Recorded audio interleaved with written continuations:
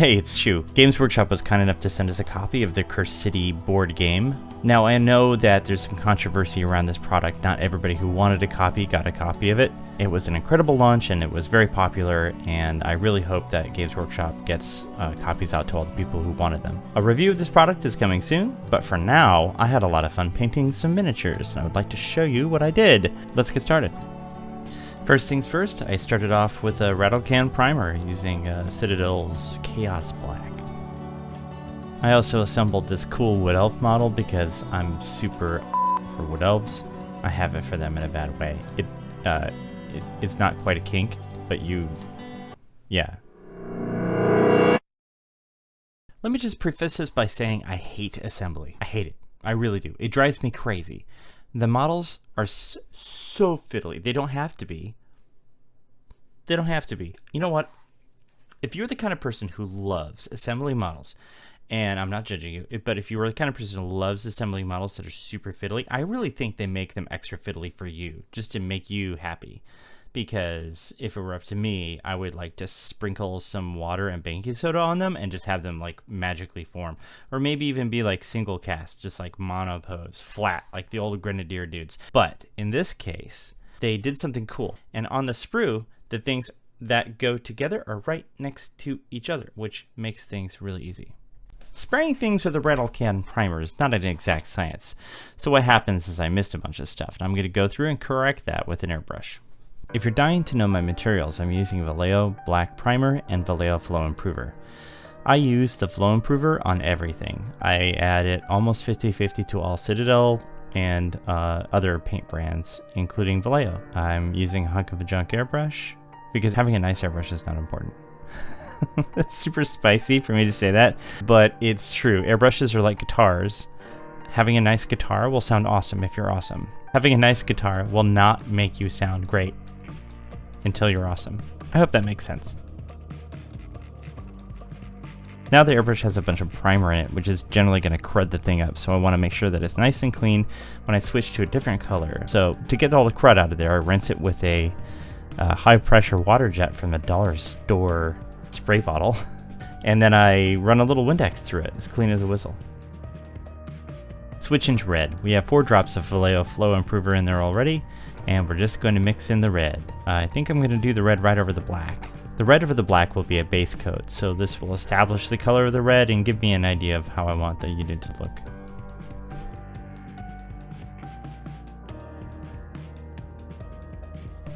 Now at this point, I just have the red on there. It's Mephiston red. I made it the brightest at the edge of the model, moving toward the center. I feel like it's a pretty dramatic effect, and that's what I like to go for. Something that is cheap, inexpensive in terms of time cost and energy cost, and really dramatic.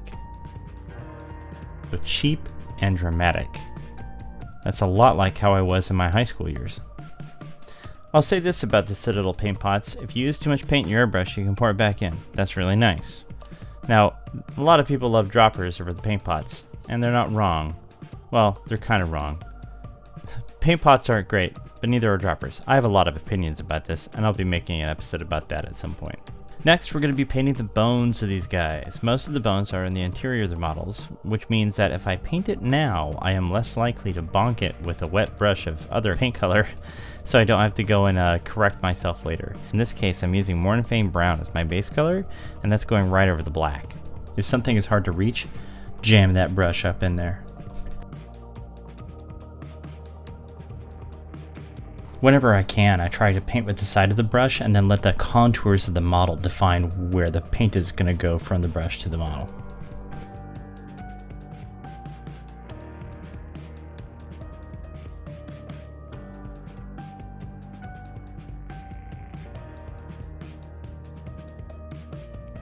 Because the primer is already black, I've painted the staff brown, the hand brown, but I've left a little gap of the black between them. That will create some visual interest for defining what colors are which later. Some of the brushes in my arsenal are so important to me I wouldn't know what to do without them. I have cut the size of the brush down. It's a flat tip, it has a wide belly, and it holds just the right amount of paint for me to do base coats. So I love it, and I hope it never dies. Base color is Mornfang Brown, and the primary color is Xandru Dust.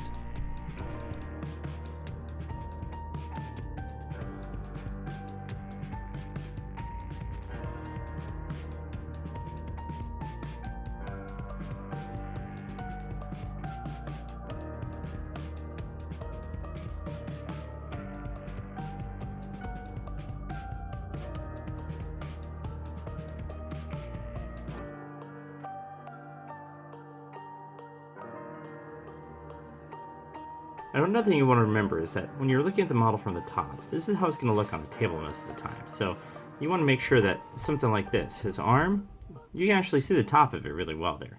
You can't see the bottom very well, but you can see the top. So we're going to try to get the top covered up as best we can to make it look like, you know, it's a bone shape instead of this weird I'm attached to the shield shape that it is.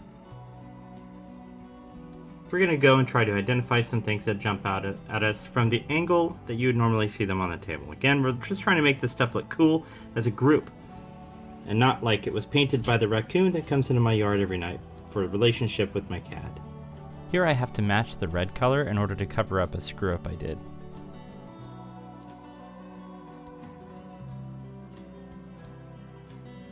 I start with the dark red and keep mixing until I get it right. Heavy metal time. This is where I go over each model and paint in the silver parts. It's super boring. I want the accent metals to be gold, and in this case I'm using Retributor armor.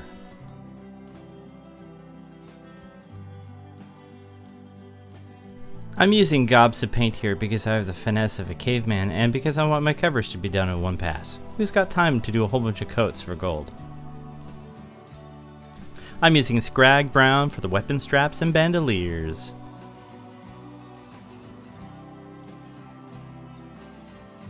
I decided that I like to party and I wanted to do the detail work on the shields with gold, and I figured the Nuln Oil is going to go in there and clean up all my mistakes. I was right. Now is where I drown the model in liquid talent. Agrax Earthshade, my old friend. It's going to add darks to the dark areas and darken down the light areas that allow me to get a good basis to start highlighting.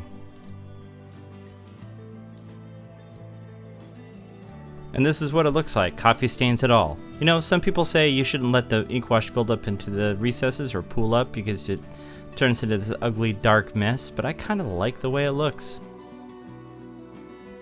My favorite part of the process, after I ink wash everything, all of the colors have been dulled down quite a bit. So now I just use the raw color right out of the pot and highlight. Red for red, silver for silver, gold for gold, silver for gold.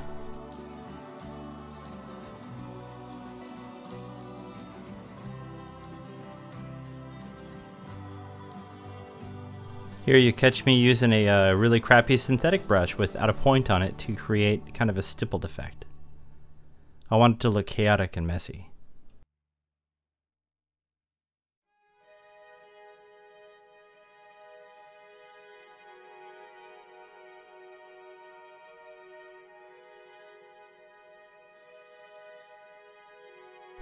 For one of the models, I wanted to see if I can make Rise of Rust look good. I tried, I think it looks okay, but you can tell me what you think. I try not to show off too much on this channel, but you can tell my $700 brush here. I'm really proud of it. I find the orange to be too bold on its own, so I just tone it down with some Seraphim Sepia.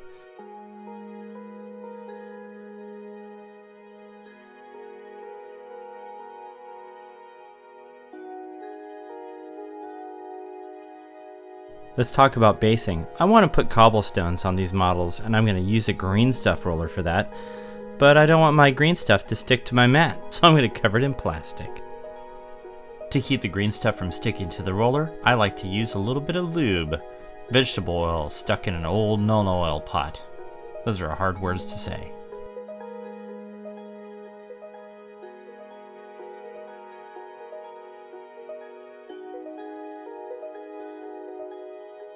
This came out okay, so it's time for me to chop it up.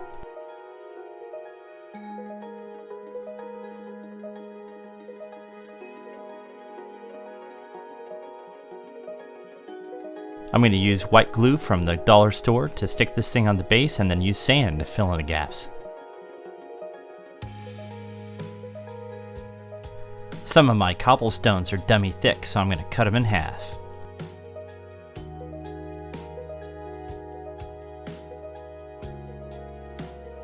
It was here that I decided that painting the bases with the models attached is going to be way too much effort.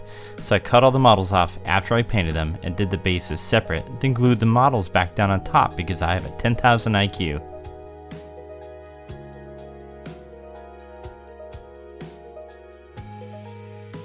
Once I was done dry brushing the base, it was time to paint the rim. For that I use primer.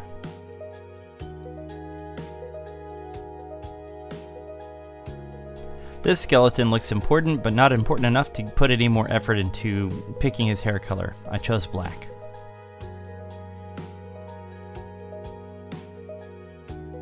Here's where I drown everything in Nuln Oil. Some people put on ink wash with purpose, but I put it on like a deer that discovered a salt lick. More base color highlighting.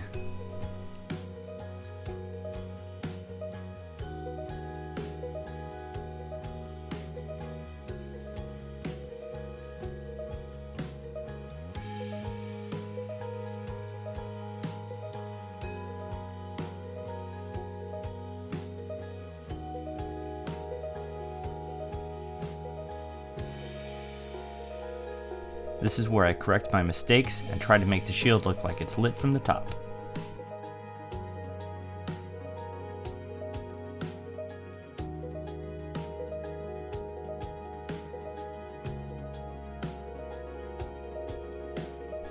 More highlighting on the raised areas, and I'm going to take some of the staining down a little bit, but leave a bit of it there because it's not like these guys have had a bath in a while.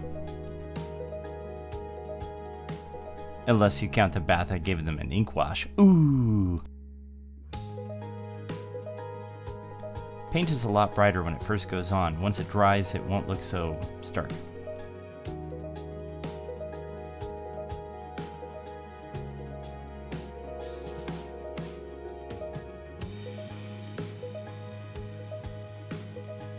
Looking cool! Time to cut these ding-dongs off the bases.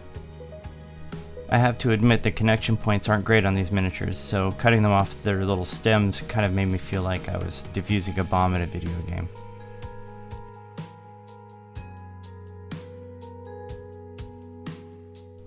In another stroke of genius, I saved the slot so I could stick it back in the base and use that to fill the hole up. Whenever you need a hole filled up, put something inside of it. Genius move. Putting texture and painting all the bases separate from the miniatures is something I learned in my commission painting days. It speeds up the process a lot. This special character had basing material modeled onto the character, so for this one I had to glue it down, paint it, and flock it all in one go. It's not a big deal if it's just one or two minis.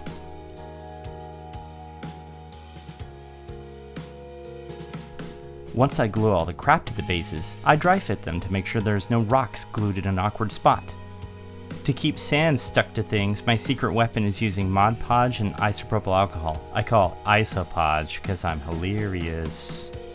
The alcohol is there to lower the surface tension of the Mod Podge and to speed up drying, because who's got time to wait for things to dry? To demonstrate my overconfidence with the blade, I'm going to cut the extra flashing off of these miniatures. I'm already wearing a band-aid, so it can't get any worse than this, right? I stick little magnets underneath all my bases so they stick down to a piece of metal and then spray paint them all in one go. Now it's just a matter of wash, dry brush, and highlight each of the bases, and then glue the minis back on.